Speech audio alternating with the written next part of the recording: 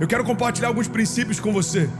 Primeiro princípio é que as nossas ofertas e o nosso dízimo são uma celebração à redenção. Como assim, André? Me explica isso melhor. Eu vou te explicar, irmão. Antes que houvesse a liberdade dos escravos, eles sequer tinham a opção de ofertar ou não, porque eles não tinham nada para oferecer. Quando a gente está ofertando, isso biblicamente simboliza uma liberdade. Eu tenho liberdade de fazer escolhas.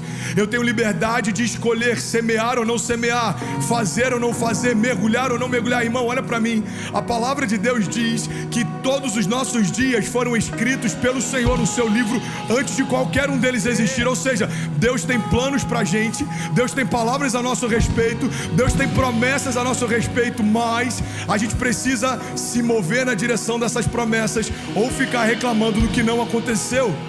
A grande verdade, eu quero falar sobre algo que eu vivo na minha casa, é que tudo aquilo que eu ainda não vivi em Deus está ligado a coisas que eu ainda não me posicionei para viver. Deus é maior interessado em fazer se cumprir as promessas que Ele mesmo liberou. Irmão, Deus é maior interessado em fazer com que a tua história seja marcada pela ação dEle, pela provisão dEle, pelos milagres dEle.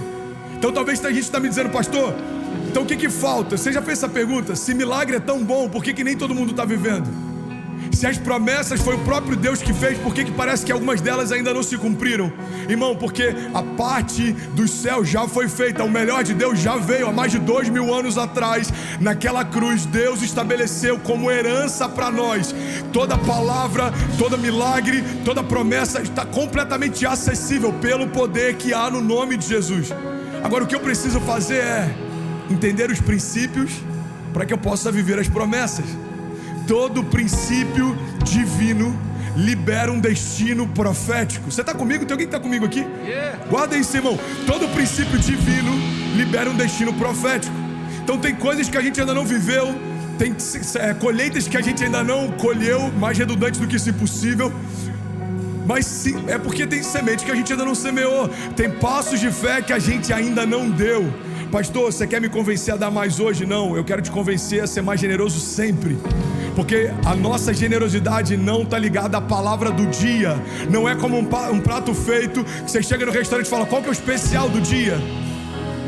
Ah, hoje me atraiu o especial do dia. Não, hoje eu acho que eu vou. Irmão, olha para mim. Igrejas não são como refeitórios que liberam o especial do dia. A palavra que nós carregamos é uma verdade para sempre.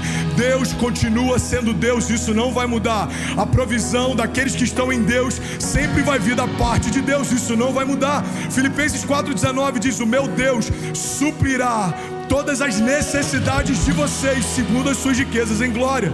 Agora a gente se ilude porque às vezes a gente quer viver Filipenses 4, só que a gente esquece que antes existe um contexto. Filipenses 4,19 diz, o meu Deus suprirá todas as necessidades de vocês. Mas nos versículos anteriores, Paulo está dizendo, olha, porque vocês mantiveram o ministério de Cristo, porque vocês investiram para a expansão do Evangelho sobre toda a face da terra, mesmo em tempos de crise, certamente o meu Deus suprirá todas as necessidades de vocês, segundo as suas riquezas em glória. Ei, olha para mim, irmão, tem muita gente questionando Deus, porque ainda não viveu algumas promessas, e Deus está dizendo, eu só estou esperando você cumprir alguns princípios.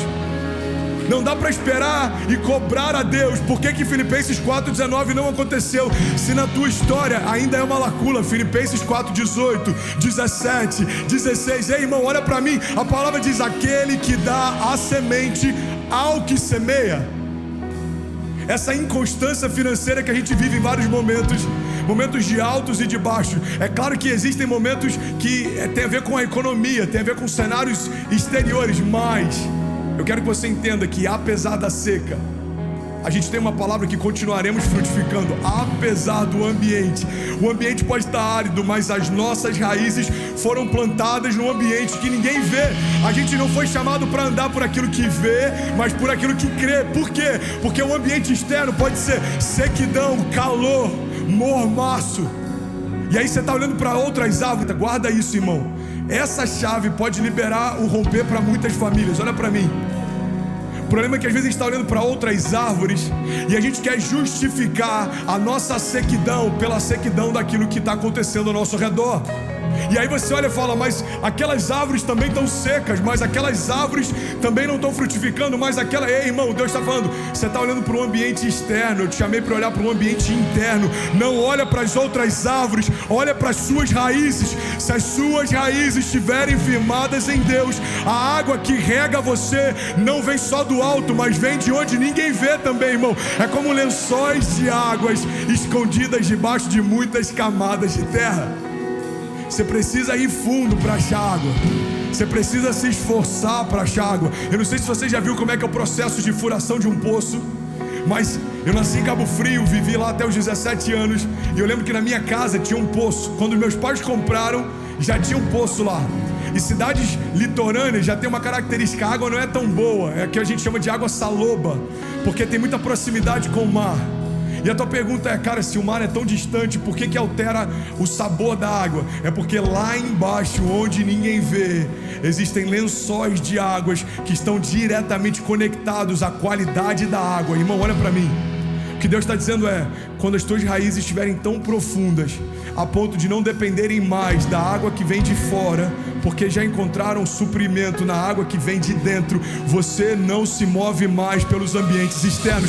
Pastor, mas existe crise lá fora. Sim, mas você foi chamado para estabelecer uma cultura do reino dentro da tua casa.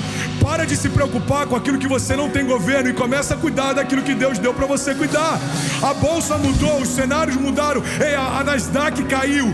Irmão, a economia global. Ei, irmão, para de se preocupar com uma economia global se antes você ainda não se preocupou com a economia da tua casa. Como a tua casa se move em meio a estações de crise? Para onde vai a tua melhor porção? Porque às vezes a gente entende oferta como dar o que sobrar, se sobrar. Deus não está querendo restos. O princípio da oferta não é que Deus precisa do que damos, é que isso é uma forma da gente dizer para nós mesmos: o dinheiro não me tem, porque existe alguém que já me teve primeiro. O dinheiro não me prende, porque existe alguém que já me libertou de todo cativeiro. Ei, irmão, olha para mim. Semear em tempos de crise é desafiador, mas é quase como se fosse um teste para o nosso coração. Porque quando você tem pouco e dá o pouco que dá, ou quando você tem muito e não se prende ao muito que tem, é como se você dissesse: eu sei de onde veio esse recurso e eu confio na certeza de que não vai faltar. Olha para mim, irmão. Às vezes a gente está olhando para algumas sementes e a gente está olhando para a porção de água que a gente conseguiu engarrafar. E a gente está dizendo: Deus, eu só tenho poucas garrafas e eu preciso guardar o pouco que eu tenho. E Deus está falando aí, só não esquece que por mais que você tenha garrafas, a fonte sou eu. Eu sou aquele que enche e aquele que provê tudo em todos. Ei, irmão, isso é muito poderoso. Eu sei, porque eu já tive desse lado também, de ceticismo. Eu sei que tem talvez 10% das pessoas que estão dizendo: esse cara fala muito bem sobre a oferta, mas ele não vai me convencer a dar mais. Essas mesmas pessoas são aquelas que em algum momento da caminhada vão questionar a Deus por que coisas não aconteceram ainda. Eu vou te explicar, irmão. Porque enquanto a gente tentar se mover por lógica, a gente não consegue usufruir dos frutos da fé. A fé não respeita a lógica. A fé não respeita a lógica. Você tem que decidir, você quer mover por lógica? Então, irmão, começa a se mover pelos cenários, pelas palavras, pelos diagnósticos. Você quer se mover pela lógica? Então começa a se mover por aquilo que faz sentido. Não faz sentido um Deus que se fez homem para tornar os homens filhos de Deus. Não faz sentido, mas é o escândalo da graça. Um Deus santo se despir toda a glória e caminhar no meio de pecadores. Não faz sentido. Para os religiosos não fez também. Os religiosos olharam aquela mulher lavando os pés de Jesus e diziam: qual é o sentido desse cara deixar essa mulher lavar os pés dele? E na mente de Jesus, no entendimento de Jesus, qual é o sentido de eu não deixar que ela me toque, se daqui a alguns dias eu vou morrer por ela? Irmão, olha para mim, em nome de Jesus. Aquela mulher entendeu o que a religião não tinha entendido. Aquela mulher entendeu: eu preciso fazer enquanto eu consigo fazer. Alguns dias passaram, Jesus foi morto, sepultado, e a Bíblia diz que mulheres vão até o túmulo dele para levar especiarias. Ei, irmão, mulheres foram levar ao corpo morto de Jesus aquilo que poderiam ter derramado enquanto ele ainda estava vivo. E sabe o que acontece? Quando elas chegam lá, ele não estava mais lá. É o Evangelho ensinando pra gente: ei, faça enquanto pode, porque em algum momento pode ser tarde demais. Aquela mulher lavou os pés de Jesus como se estivesse antecipando uma realidade. Ela está dizendo: ei, eu estou entregando tudo que eu posso aos teus pés enquanto eu posso. Aquela mulher viu que ninguém viu, e por isso ela se moveu de uma forma que ninguém se moveu, e por isso ela viveu aquilo que ninguém viveu, e por isso mais de 2000 anos atrás a gente está lembrando dela para você. Você sabe por quê? Aqueles que fazem além do que os seus olhos conseguem enxergar serão lembrados na eternidade.